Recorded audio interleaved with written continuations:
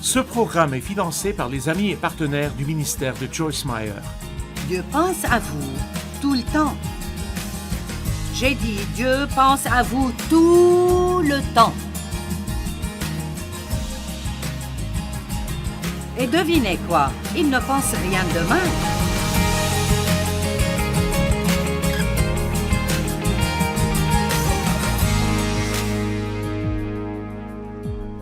J'appelle cette série « Si c'est détruit, Dieu peut le réparer ». J'ai cherché un jour des références sur le mot « restauration ». Et en fait, restaurer quelque chose veut dire le renouveler ou même le rendre meilleur encore. Et j'aime vraiment cette idée parce que quand vous achetez quelque chose de nouveau, il n'y a pas d'égratignure, rien du tout. Je veux dire, vous pensez que vous voulez juste le contempler. Mais quand vous restaurez un meuble qui a peut-être 20 ans et quelques, il est toujours vraiment beau. Mais il a peut-être une égratignure ou une lésion ici ou là. Mais pour être honnête, si nous comparons ces meubles à nos vies, je pense que ces petites égratignures nous donnent notre caractère. Amen. Eh bien, c'est une excellente section. Dieu restaure notre âme. Wow! Psaume 23, 3, « Il rafraîchit et restaure mon âme, ma vie. Il me guide sur la bonne voie à cause de son nom. » Notre âme est tout ce qui est en nous. C'est tout ce que vous ne voyez pas, mais c'est vraiment plus important que ce que vous voyez. Peu importe votre apparence extérieure, si vous êtes misérable à l'intérieur, vous êtes toujours misérable. Et notre âme implique notre esprit, notre façon de penser. Vous pouvez vivre une bonne vie en pensant d'une bonne façon et vous pouvez rendre une bonne vie moche en pensant d'une mauvaise façon. C'est l'attitude. Quelle sorte d'attitude avez-vous concernant les choses et la vie? Et ne pensez pas que je n'ai pas l'occasion de pratiquer ce que je prêche. Juste parce que nous prêchons ces choses, ne pensez pas que nous n'avons pas beaucoup d'opportunités de vivre cela. Nous devons toujours prier pour être forts intérieurement. C'était l'une des prières de Paul pour l'Église. Éphésiens 3,16 « Afin qu'il vous donne selon la richesse de sa gloire, d'être puissamment fortifié par son esprit dans l'homme intérieur, votre âme et votre personnalité les plus profondes. » Priez pour vous-même et les gens que vous aimez tous les jours pour qu'ils soient renforcés intérieurement par le pouvoir du Saint-Esprit. L'esprit fort de l'homme le soutient dans la maladie et la peine. Si vous êtes fort à l'intérieur, vous surmonterez tout ce qui viendra contre vous de l'extérieur.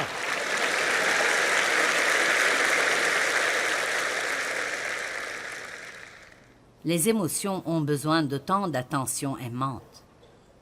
Vous devez rire. Je suis sortie avec ma fille l'autre jour et je passais par une période difficile. J'avais besoin de rire et je ne sais pas ce que les gens ont pensé. Je veux dire, je rampais pratiquement dans un magasin. Je riais si fort. Je veux dire, rien n'était drôle, tout était marrant. C'était juste drôle parce que c'était drôle. Et puis je riais parce que je riais. Et ma mère a dit, ma fille a dit, les gens vont penser que tu es saoul. Et s'ils savaient qui tu es, j'ai dit, ils penseront que je suis heureuse. Je me suis sentie comme un placard poussiéreux qui avait été aéré pour la première fois depuis longtemps.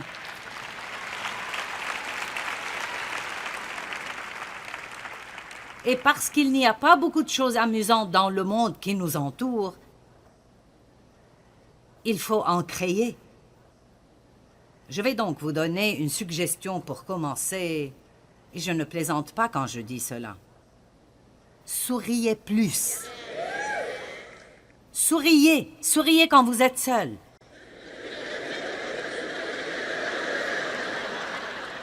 Je suis sérieuse. Je fais ça parfois. Je fais juste ceci. Et je me sens beaucoup mieux. Allez-y, essayez. Fermez les yeux et souriez. Voyons. Maintenant, vous ne vous sentez pas mieux? Honnêtement, j'ai découvert que quand je fais ça, c'est comme si j'étais un peu libérée ici. Juste.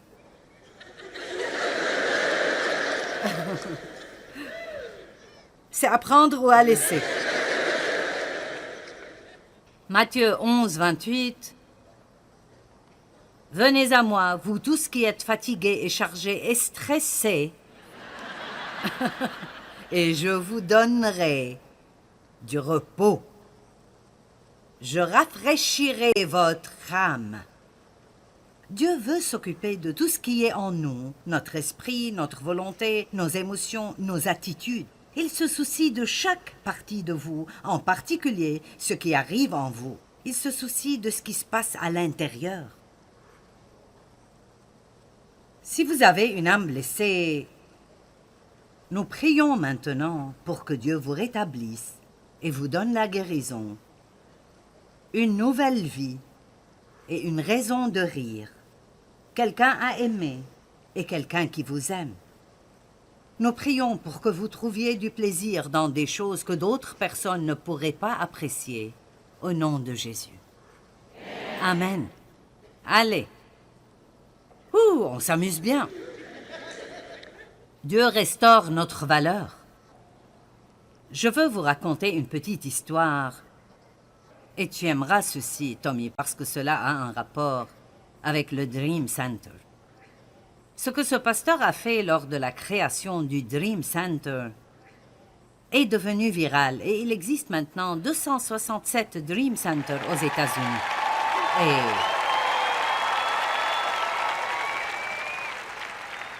nous en avons un à St. Louis. Je pense que nous avons probablement été des premiers à en construire un. Et il a dit que c'est l'un des plus grands. Et Dave a rencontré un homme à Starbucks l'autre jour.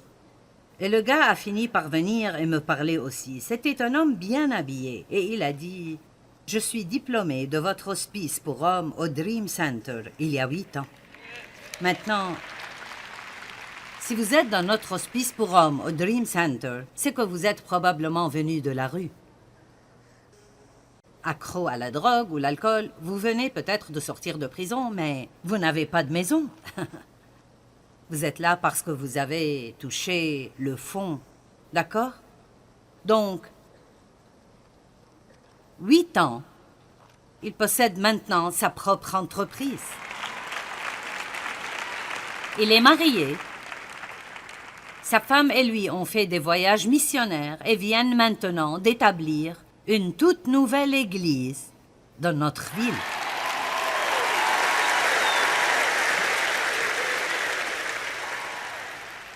Alors, tu vois, pasteur Tommy, ça continue. Regarde ce que tu as commencé. Vous voyez, on ne sait jamais. Quand vous faites un pas positif pour obéir à Dieu, vous ne savez jamais ce que les conséquences peuvent être. Et c'est incroyable. Mais j'ai voulu aborder cette question à cause du point suivant. Et c'est que Dieu veut restaurer votre valeur. Et donc, je ne sais pas si c'est Dave qui lui a demandé ce qui l'avait le plus aidé, mais il a dit, « Quand j'ai entendu Joyce dire que Dieu n'est pas fâché contre nous, que nous sommes la justice de Dieu en Christ et qu'il nous aime, cela a changé ma vie. Je ne savais pas ça. Des choses que nous prenons pour acquis tout le temps, et le monde est rempli de gens à qui personne n'a jamais dit que Dieu les aime. Je pense que la plupart des gens vivent avec ce petit sentiment vague que Dieu est énervé contre eux. En quelque sorte, peut-être que vous passez « Je n'ai pas bien prié, je n'ai pas fait cela ». Combien d'entre vous sentez parfois que « Je sais que quand c'est une mauvaise chose, vous ne voulez pas lever la main ». Mais j'ai vécu cela pendant de nombreuses années. Vous savez, le diable me rappelait toujours une autre chose que je n'ai pas faite. Il y avait toujours une chose que je n'ai pas faite. Et alors, je me sentais toujours coupable à ce sujet.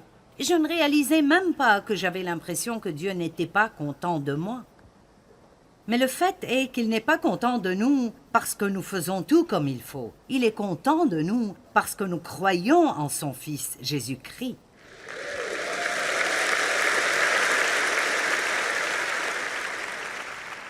Écoutez-moi. Si vous cherchez un ministère et vous ne l'avez pas encore trouvé, je vais vous en donner un. Vous avez tous un ministère. Votre ministère est de donner à chaque personne que vous voyez de la valeur. Faites-les se sentir précieux.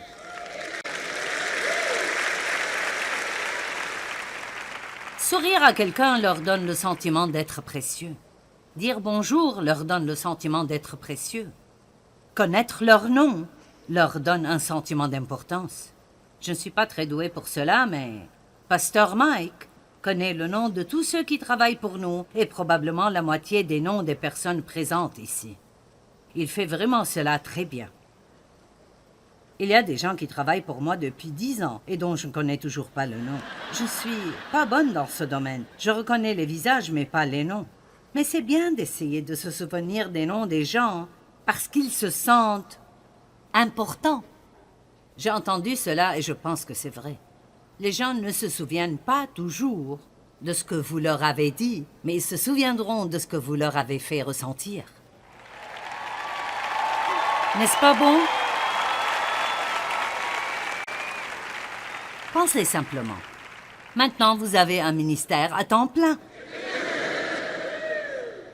Partout où vous allez, faites de sorte que quelqu'un se sente précieux. Et vous voulez la vérité? Je pense que ces genres de ministères, à bien des égards, sont plus importants que ce genre de ministère. Oui, la prédication, l'enseignement et l'adoration sont importants, mais l'endroit où les gens vivent, où ils souffrent, est dehors dans la rue. C'est là où la plupart d'entre eux sont. Ils ne sont pas ici ce soir, ils sont quelque part et vous en rencontrerez un ou deux ou trois ou quatre demain. Pourquoi ne pas faire en sorte que la femme qui vérifie vos achats se sente précieuse? Merci pour ce que tu fais, j'apprécie ton travail. Au lieu de, si elle est un peu lente,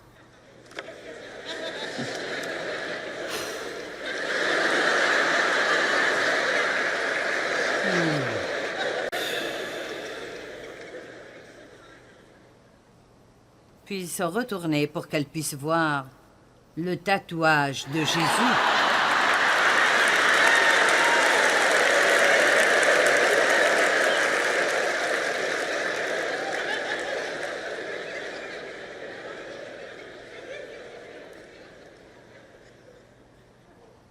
Allez, si quelqu'un a besoin de se sentir mieux ce soir, écoutez-moi.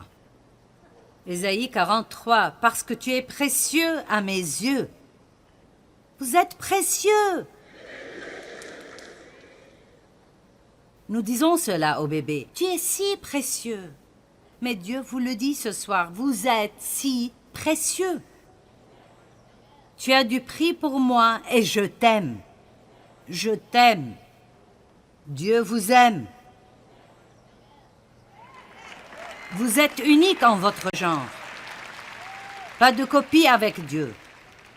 Ce n'est pas un hasard. Il vous a volontairement créé dans le ventre de votre mère, et cela de ses propres mains. Psaume 139, 13 à 18, nous allons les regarder car ils sont vraiment excellents. Tu m'as fait ce que je suis, et tu m'as tissé dans le ventre de ma mère. Je te loue d'avoir fait de moi une créature aussi merveilleuse. Tu fais des merveilles, et je le reconnais bien. Mon corps n'était pas caché à tes yeux quand, dans le secret, je fus façonné et tissé comme dans les profondeurs de la terre. Je n'étais encore qu'une masse informe, mais tu me voyais et, dans ton registre, se trouvaient déjà inscrits tous les jours que tu m'avais destinés alors qu'aucun d'eux n'existait encore. Avant votre naissance, chaque jour de votre vie était déjà enregistré dans le registre de Dieu. Alors nous serons peut-être surpris, mais il est toujours prêt pour tout ce qui va venir. Et ceci est merveilleux.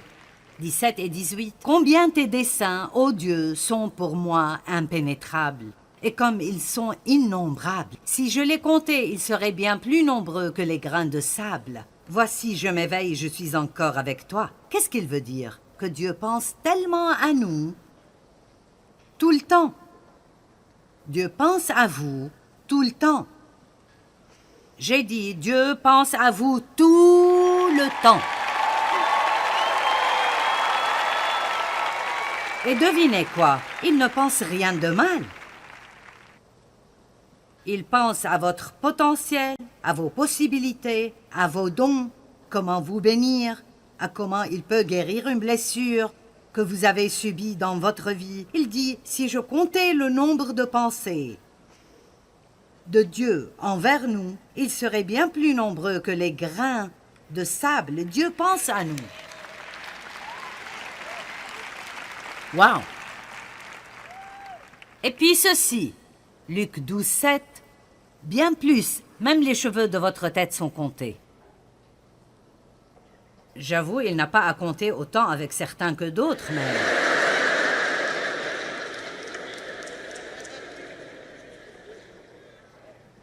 Maintenant, j'aime mes enfants, mais je n'ai pas compté leurs cheveux. Le psaume 56, 8 dit « Mes larmes même tu les gardes dans ton outre. Leur compte est inscrit dans ton livre. » Aïe! Si nous voulons y croire parce que ce n'est pas un conte de fées, je veux dire, quel genre de relation Dieu veut-il que nous ayons avec lui?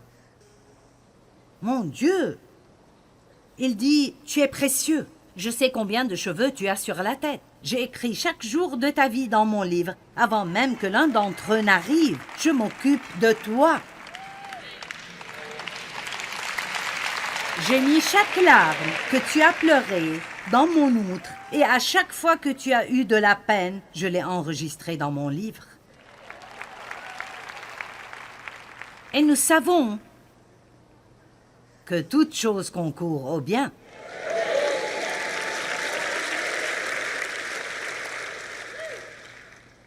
Père, quiconque est ici ce soir et dont la valeur doit être restaurée, je prie pour que tu le fasses pour lui maintenant. Aide-le à vraiment écouter ce que je viens de dire et à le prendre pour lui-même, car ça contient un pouvoir de guérison au nom de Jésus. Amen. Maintenant, je vais aller rapidement parce que je veux arriver à la dernière, ce que je ne fais pas normalement, mais nous allons essayer. Dieu restaure notre confiance.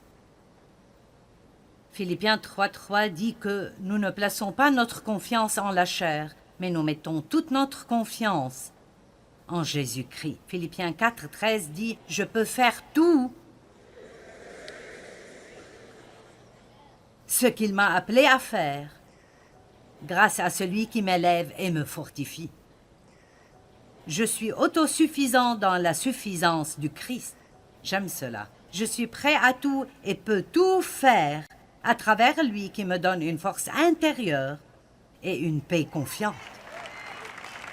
Maintenant, écoutez. En fonction de ce que je lis ici, vous pouvez et vous êtes. 1 Jean 5,14. Et voici quelle assurance nous avons en tant que croyants en lui devant Dieu. Si nous demandons quelque chose qui est conforme à sa volonté, conforme à son plan et son but, il nous écoute.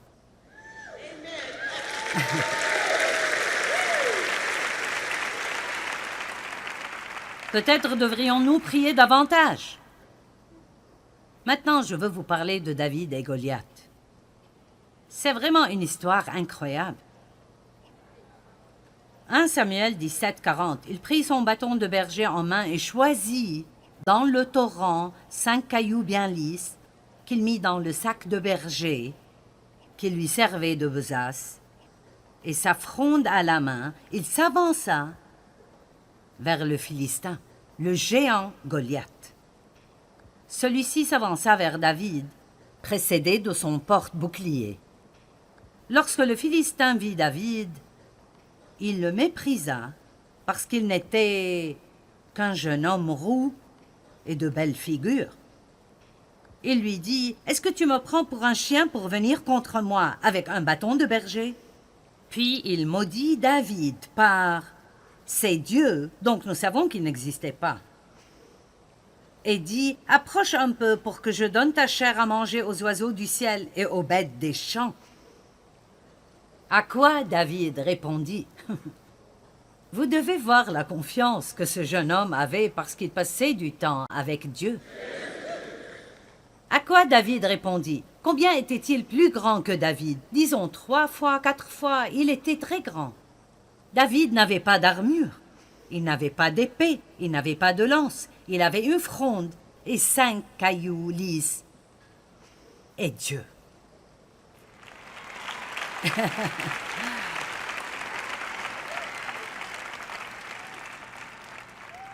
À quoi David répondit « Tu marches contre moi avec l'épée, la lance et le javelot, et moi je marche contre toi au nom de l'Éternel, le Seigneur des armées célestes, que tu as insulté. Aujourd'hui même l'Éternel me donnera la victoire sur toi, je t'abattrai, et avant ce soir je donnerai les cadavres des soldats philistins à manger aux oiseaux du ciel et aux bêtes sauvages de la terre. Alors toute la terre saura qu'Israël a un Dieu. »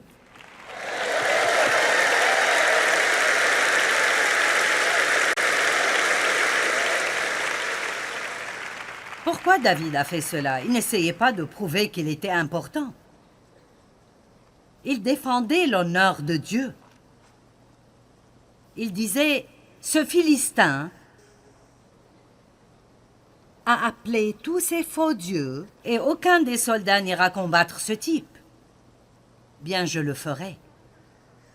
Parce qu'il était assez avec Dieu dans ses champs pour savoir qu'il avait confiance en Dieu. Et vous savez ce qui s'est passé? Ils ont vaincu. Dieu est notre confiance. Combien ont besoin de restaurer leur confiance? Vous savez, la confiance est vraiment de faire ce que vous pensez devoir faire, même si vous devez le faire dans la peur. Vous savez, le courage n'est pas de ne pas avoir peur. Le courage est un pas en avant malgré la peur. C'est là que vous êtes courageux, quand la peur est là et vous dites « je ne vais pas te laisser m'arrêter ». Je prie pour les personnes qui ont perdu confiance, les personnes extrêmement timides au point que cela les empêche de faire ce qu'elles veulent, les gens qui sont anxieux, ceux qui sont peut-être sortis et qui se sentent ridicules, alors ils se sont retirés et ne ressortiront plus. Je prie pour que le courage vienne sur cette foule et que les gens fassent plus en ton nom et pour ta gloire qu'ils ne l'aient jamais fait auparavant, au nom de Jésus. Amen.